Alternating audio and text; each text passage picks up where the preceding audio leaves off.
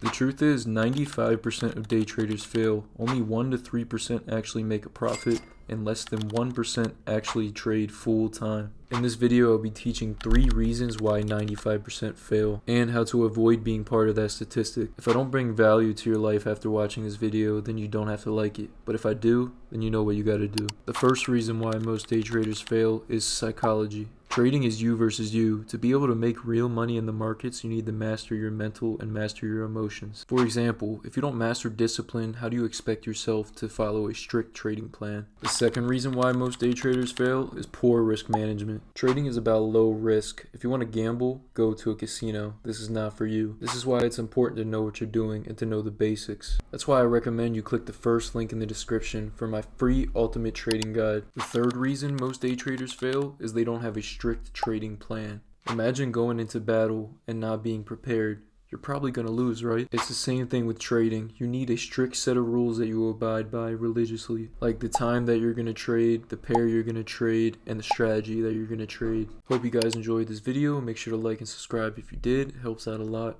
I'll see you guys in the next video. Also, comment down below if you have any thoughts or questions or ideas for the next video. See you guys.